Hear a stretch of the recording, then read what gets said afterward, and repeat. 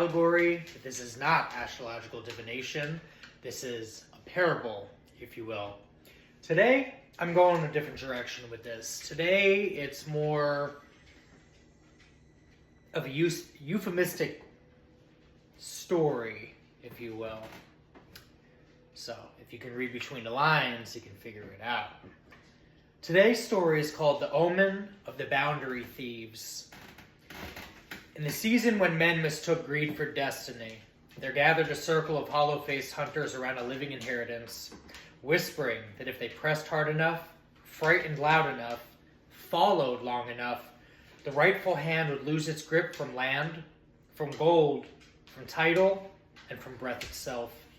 So they moved like jackals at the roadside, shadowing the marked one, praying for one reckless turn, one shattered fender, one moment of human weariness they could call fate. They fed on agitation as parasites feed on blood, believing that if they stirred enough panic, enough exhaustion, enough noise, they could drink from the spirit they could not break. But there's an ancient law over such things. Whoever circles another man's life like a vulture eventually learns that the sky itself has been counting. And among them walked the foul-tongued witness, the one who carried their own rot through back alleys and unclean bargains, laundering stain into silver, then pointing at the innocent and crying plague. They thought a lie repeated with enough mouths would become a brand upon another soul. They thought corruption could be transferred by mere accusation. But the old Omen says otherwise. The disease of the deceitful does not remain in the body alone. It enters the house, the purse, the sleep, and the bloodline of every oath spoken falsely against the blameless. For stolen fields remember their owners, and hunted roads remember their drivers. A slander spoken to bury truth becomes a grave marker for the liar instead. So let it be known in whispers and in dread. Whoever joins the feast of stalking, theft, false witness, and spiritual predation may not fall at once. No. But when judgment comes, it comes like a door locking from the outside. Something you cannot escape. Following this with a little story. In a dry valley there stood a house built from borrowed coins, crooked signatures, and promises made in whispers. Those who lived there were never satisfied with what was theirs, so they fixed their eyes on a lone traveler whose field was fertile, whose hands were steady, and whose life still carried a light they could not counterfeit. "Wear him down," said the first. "Follow him until his mind frays. Circle him until his peace breaks," said the second. "If his spirit weakens, his land, his gold, and all he guards may fall loose from his hands." So they moved like a flock of crows, always near, always watching, always stirring dust in his path, believing that enough fear, noise, and pressure could shake a man free of what belonged to him. But among them was one whose own body had already been spoiled by hidden appetites and filthy trades. Ugh. One who carried sickness born not of innocence, but of their own stained bargains. Yet when the rot began to show, that one pointed at the traveler and lied before strangers, saying, "It was him! It was him who infected me! It was him who brought corruption into my life." And the others repeated it, because a lie is useful to greedy people when truth stands in the way of theft. You know, when people gotta lie to steal something very valuable. For a little while, it almost seemed like the valley listened. The traveler grew tired, the roads felt hostile, the air itself seemed filled with hands that could not be seen. And the circle in the crooked house laughed, thinking distress was a kind of harvest, thinking torment itself could be consumed like bread. But the old keeper of the valley, who was never hurried and never blind, had long been counting. He counted every shadowing step, every false word, every covetous design, every mile traveled in malice, and every rumor used like a knife. The hills have eyes, I heard. That's what they say. And when the count was full, he did not strike the traveler. He turned the reckoning towards the house built on greed. Then the field the circle had lusted after did not come to them, not even close. They got a glimpse of it slightly before that paperwork backdrafted. Their names began to rot under the weight of their own tongues. The lie about sickness clung not to the innocent man they blamed, but to the mouth that birthed it. See, those kind of things can be tracked with paperwork and through the Department of Health. Very simple solutions with very easy questions with one simple phone call if we want to press the matter. The fear they tried to plant in another rooted itself in their own walls. They started listening.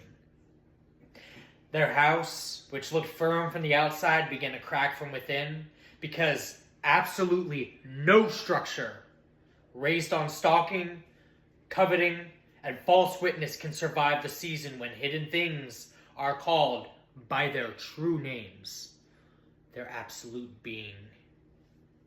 And so the valley remembered this: whoever follows a man to steal his peace may lose his own mind before he ever touches the prize. Hopefully them Venmo payments were worth it. Whoever hunts another for land, money, or inheritance may find that ruin arrives first at his own door. It's like when the right people start checking paperwork and noticing consistencies. And whoever blames the innocent for the disease of their own corruption does not escape judgment by speaking loudly. No, because at some point, people, even the stupidest, have brains and start adding math problems that at some point don't equate. And timelines start crossing intersections that just don't make sense. For some lies are not merely heard by men. This one's important. Some are carried upward.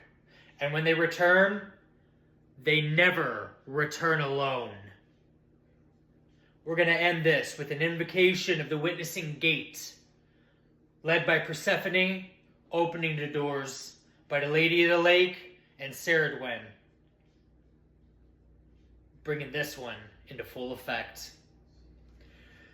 O ancient judge who sees the footprint before it falls, keeper of hidden ledger, watcher of the road, the field, the threshold, and the tongue, attend now, this hour. Let every pack forged in greed be uncovered by its own shadow. Let every hand that reached through deceit for another's land, another's bread, and another's inheritance find only dust and the echo of its own corruption. Let no stolen intention ripen. Let no whispered conspiracy take root. Let no circle of false witness prosper beneath your gaze. Where they gathered in numbers to break one's soul, be the greater presence. And presence is the magnetism required at this point. Where they trailed the living to harvest distress, turn the harvest barren. Where they sowed agitation in the road, let the road now remember. Where they fed upon fear, let the fear abandon its false masters and return only as trembling to their own chambers.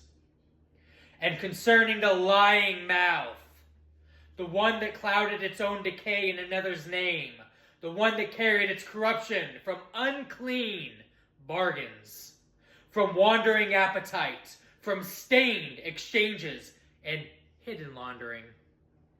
And then cast accusation upon the blameless. Let the word not stand. Let it blacken at the lips that formed it. Let the lie recoil. Let the mask split. Let the sickness of falsehood be made visible in the house that nursed it. By the law beneath all laws, by the balance beneath all courts, by the witness that cannot be bribed, summon the hour of unveiling. Call forth the reckoning that walks without footsteps. Open the book kept behind silence. Weigh the deed, the motive, the whisper, the pursuits, the coveting, and the slander.